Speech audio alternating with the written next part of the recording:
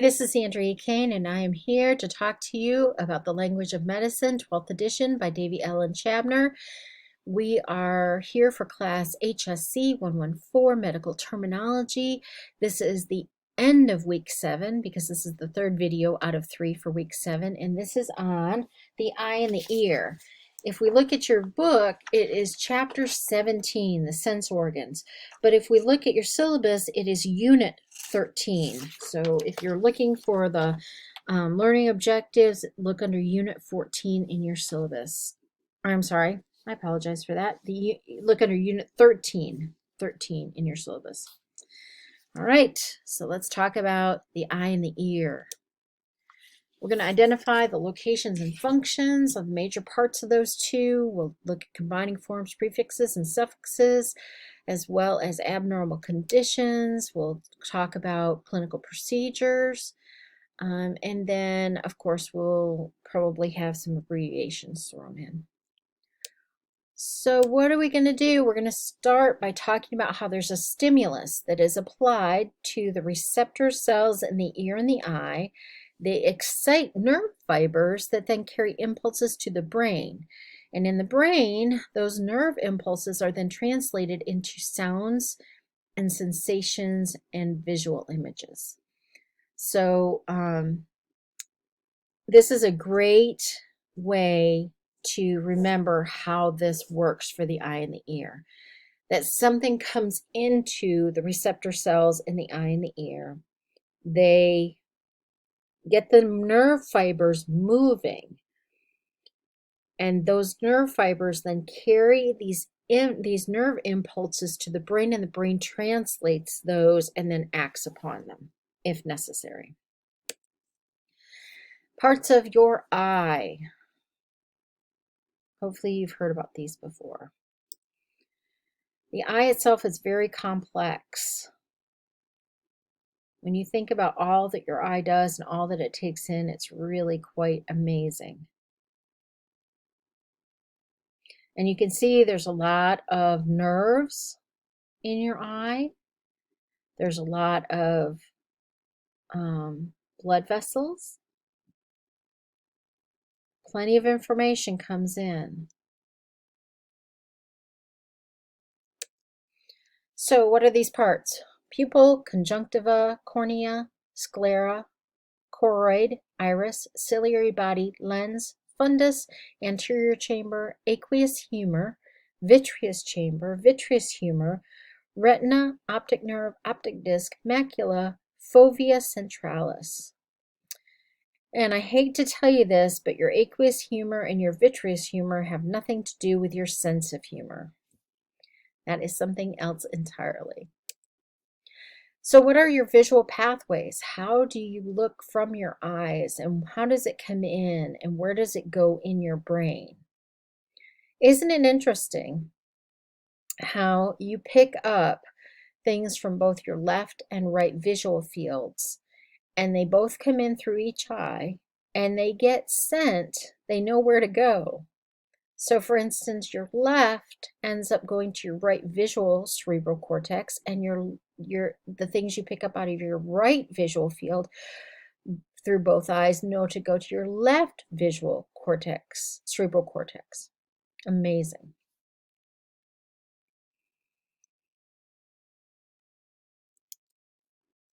Quick quiz. What is the soft jelly-like material behind the lens in the vitreous chamber that helps maintain the shape of the eyeball? You might have to go back a few slides for this if you're not sure. Terms right off the bat: accommodation, anterior chamber, aqueous humor. Biconvex, choroid, and ciliary body. Cone, conjunctiva, cornea. Fovea centralis, fundus of the eye, and your iris. Lens, macula, optic chiasm. Optic chiasm. Optic disc, optic nerve, and your pupil. Refraction, retina, rod, sclera, thalamus, vitreous humor. And now we're back to combining forms. Your combining root plus your combining vowel equals your combining form. There's 2 here for iris, so be aware of those. And look how many you have for eye. So watch out for that, because between eye and vision, you've got several to choose from.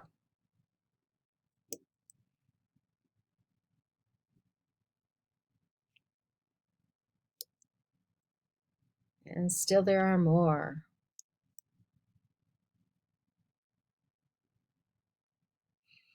And if you remember, we've learned different ones for night. So be aware that this is another one for night. And did you know there's a combining form for old age? If you have a grandparent or a great-grandparent, please do not use this combining form on them. They will not appreciate it, I'm sure. Suffix. You have a couple here. 2 meaning vision, so make sure that you know the difference between opia and opsia. Opsia. Opia and opsia. Which term means inflammation of the eyelid?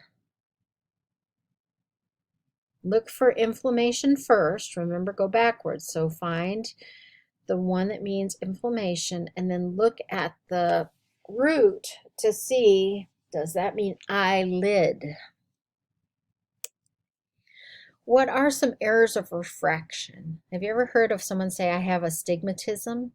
That means that they have a defective curvature of the cornea or lens of the eye. I happen to have that, and it makes it challenging. I can't just go by reading glasses because of that astigmatism, because I still see things blurry, even with reading glasses.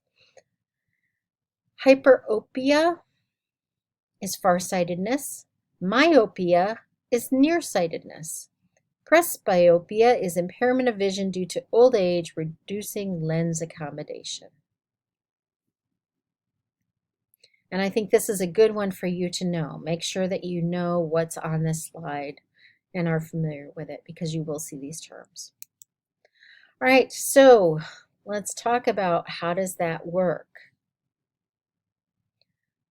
Astigmatism versus hyperopia versus myopia.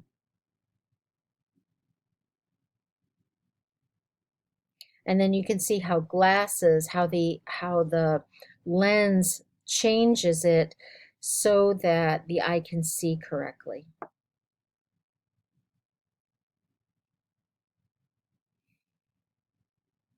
This is another slide you're going to want to really study to make sure that you understand the 3 types: astigmatism, hyperopia, myopia, and then you understand what the lens is like. Make sure that you understand a biconvex lens versus a biconcave lens versus an astigmatic lens in terms of shape and what it does to make the focus properly be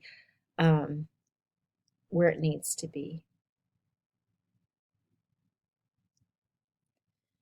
Because it can't, you can see how the lenses with the glasses with the lens, how it makes sure that what's coming in focuses appropriately, not too far in front of the retina, not too far behind the retina, but right where it needs to be on the retina. All right. What are some abnormal conditions involving the eye? One of the biggest ones you'll hear about is a cataract, and that is a clouding of the lens. And let me go back to that. Cataract, you hear about that a lot of times in older people, that they'll get a clouding of the lens and they need to have the cataract removed. A chalazion is a hard cystic mass on the eyelid. You can see that there. It is the result of a chronic inflammation of a sebaceous gland along the margin of the eyelid. And it doesn't hurt anything, it just is an abnormal condition and it can be removed. Diabetic retinopathy. This is caused by diabetes. It can end up, someone can end up with eye hemorrhages, dilation of the retinal veins, neovascularization, microaneurysms, all those nasty things. But one of the unfortunate parts of advancing diabetes, especially diabetes that is out of control and not well controlled, is that it causes disease of the retina. And that, and here are some examples. You may have heard of glaucoma. That is an increased intraocular pressure that damages the retina and the optic nerve. And a lot of times you'll hear about that with old age as well. Some other abnormal conditions. Have you ever heard of a stye? That's a hordeolum. It's a staph infection of a sebaceous gland in the eyelid and has to be dealt with. Macular degeneration. That's a progressive damage to the macula of the retina. Nystagmus is a repetitive rhythmic movement of one or both eyes. And strabismus is an abnormal deviation of the eye. And then we come to retinal detachment. You can actually have your retina detach. That is not supposed to happen. There are two layers of the retina, and they're not supposed to separate from each other, but they sometimes do in certain conditions. When they do, you have what's called photopsia, which is bright flashes of light, floaters, vitreous clumps of retina, scleral buckle, which is it ends up, the retina is supposed to be with the sclera, and that fails. Pneumatic retinopexy is done to help reattach it. So you can do a scleral buckle to get those two pieces back together. You can use a gas bubble, and then there are some other things that you can do. But that's why if someone has any kind of retinal issues, they're asked, do you ever see bright flashes of light? Do you ever have floaters? I have what's called lattice degeneration of my retina. And so every time I go, they ask me those questions to make sure that my retina has not detached. And they also check my eyes to make sure that the lattice degeneration has not increased. All right, diagnostic procedures. What are some things that they can do? There's a type of angiography where they inject dye into the retina. There's ophthalmoscopy, and that's where they're looking into your eye. They dilate your pupil. Have you ever gone to the doctor and had them say, "Can we dilate your pupils?" And then they take a look with a scope in there? Yeah, that's what they're doing. They have done slit lamp I can't speak for this one. Microscopy. They magnify the view of the expanded number of your eye structures. They get them bigger so that they can really see the structures in there. So they do visual acuity tests. My son is going into 3rd grade, and he had to go to the eye doctor and get a visual acuity test this summer so that they know for sure his vision is what it should be going into 3rd grade. Visual field test, that you keep your eye forward and then you look to see, can you see what's on the sides? It's peripheral vision, it's above, below, because your eyes should be able to fix straight and yet see more than just what is straight ahead. And that's what this tests. So what are some treatments? One hopes you never have to have enucleation, and that would be removal of the entire eyeball. That's very, very rare, but definitely a treatment if nothing else works. There's laser photocoagulation using an argon laser. This seals retinal tears and leaky blood vessels. So It's amazing to think about how they can point a laser. They know how much and how strong this laser should be and how it works to seal these up. And then you've probably heard of LASIK. It's a procedure, a laser procedure that corrects errors of refraction by sculpting the cornea. So essentially, if someone is farsighted or nearsighted, you could take the laser and go in, sculpt the cornea, and that corrects those errors of refraction. Keratoplasty is surgical repair of the cornea. A sclerobuckle is where you get the sclera and the retina back together again the way that they need to. Phaco emulsification is using ultrasound to break up the lens so that you can remove the cataract. So you may hear of phaco emulsification talking about cataract procedures. And a vitrectomy is a removal of the vitreous and replacement with a clear solution. All right, some abbreviations. HEENT you will hear about a lot, so make sure you know that one. You don't really need to know what LASIK stands for, but it certainly couldn't hurt. And laser is a good one to know just in general. OD, OS, and OU are important to know because OD and OS are often used to document in ophthalmology charts and optometry charts, as well as OU. And it's just funny that a doctor of optometry is an OD. A doctor of optometry. It shouldn't say doctor or optometry. It should say doctor of optometry.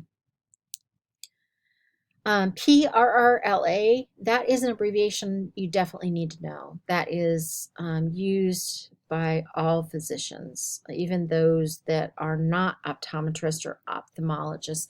That's used by physicians when you're being evaluated in the emergency department, by your primary care physician, all sorts of ones.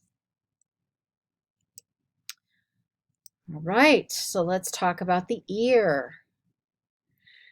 The outer ear receives sound waves, and then it's designed to filter those to capture those sound waves and move them into your middle ear.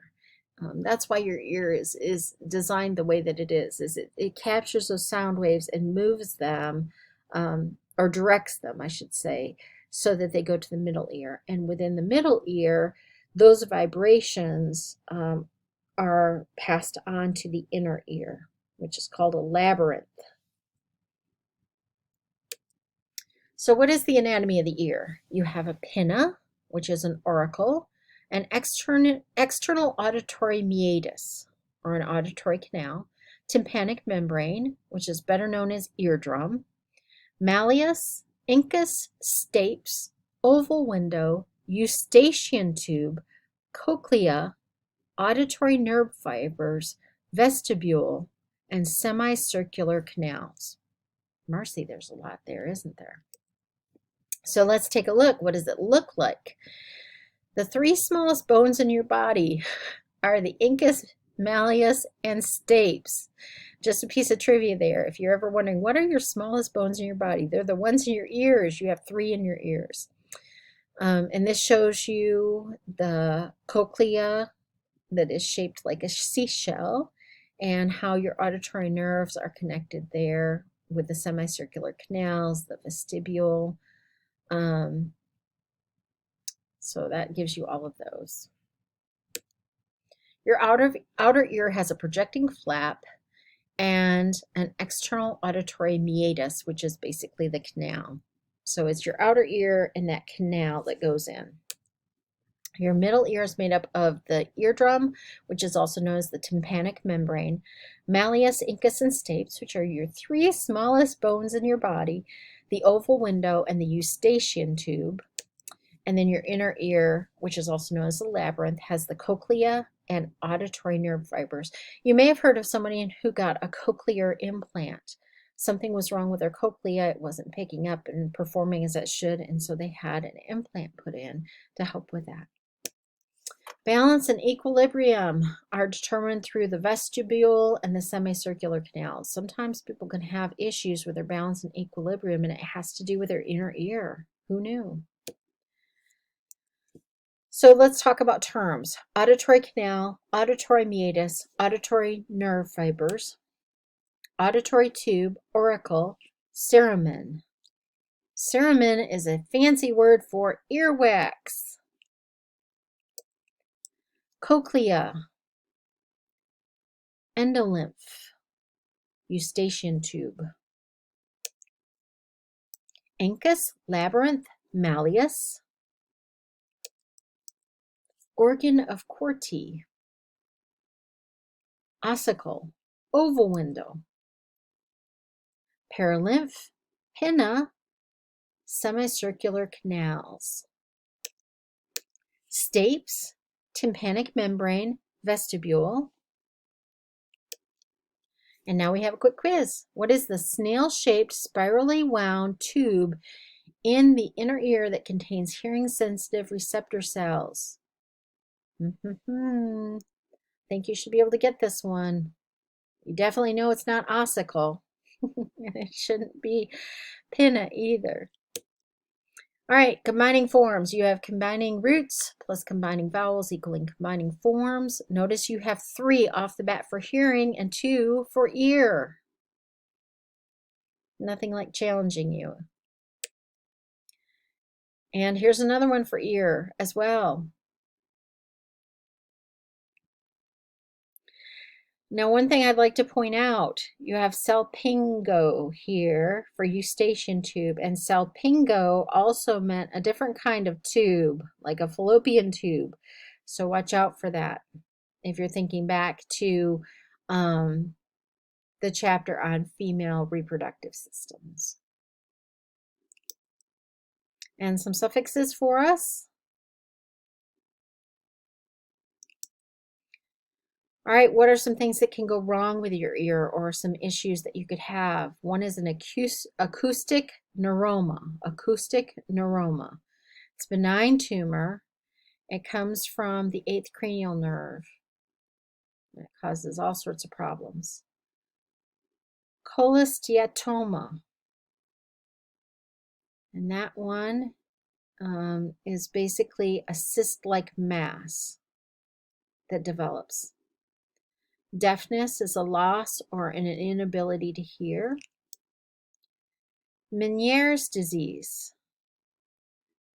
Meniere is that inner ear issue that has pressure and causes all sorts of problems, as you can see here. And that's just a common one, unfortunately, that attacks the ear. Who has ever had otitis media? If you've ever had an ear infection, you have had otitis media, an inflammation of the middle ear. Sometimes it's bacterial. Sometimes it may not be. Sometimes they'll give you an antibiotic for it, and sometimes they need it to just go away without antibiotics. So otitis media, if you've ever had an ear infection, you have had otitis media. Otosclerosis is that hardening of bony tissue in the labyrinth, which is not good because it needs to be flexible to pass those vibrations along and those sensations. Tinnitus is a sensation of noises, ringing, buzzing, whistling, booming in the ears. It's just annoying for those who have it. Tinnitus. Vertigo. Vertigo is that sense of whirling, of there's something wrong with the inner ear or the message is being carried along there, and it makes you feel like you are not standing still, not standing up, getting dizzy, getting sick to your stomach, those types of things. Whirling is probably a good way to put it. So what are some procedures that are done that involve the ear? There's audiometry, or an audiometer is an electric device used to determine hearing loss by frequency. I talked a little bit about cochlear implants. Ear thermometry. Did you know body temperature impacts it? Otoscopy. And that's taking a look at it, using a handheld scope and taking a look in the ear, which is often done when you go to the doctor to have an annual exam. They take a look in your ear. There's a tuning fork test where you use a vibrating fork. And now on to abbreviations. If you work for an ear, nose, throat physician, you will need to know and use AD and AS. Let's see what else. We talked about some of these before. Combining forms. It's our combining root plus combining vowel to equal a combining form. Notice that there's 3 for hearing. Right off the bat, 3 for hearing, and they're all different. There's a couple for ear.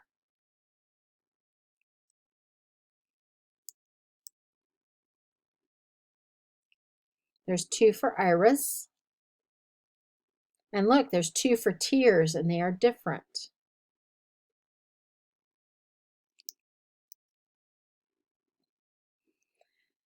And a few more. And look, more for eyes. There's 3 more here for eye. Watch out for eyelid. There's a couple for eyelid as well, if you go back and look. And this one is P-A-L-P-E-B-R. Don't forget that B and that R.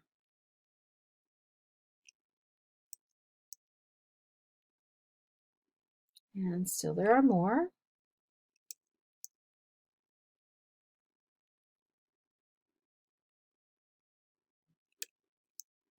Now we're on to suffixes.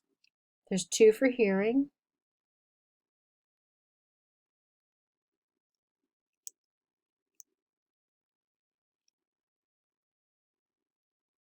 And some more suffixes.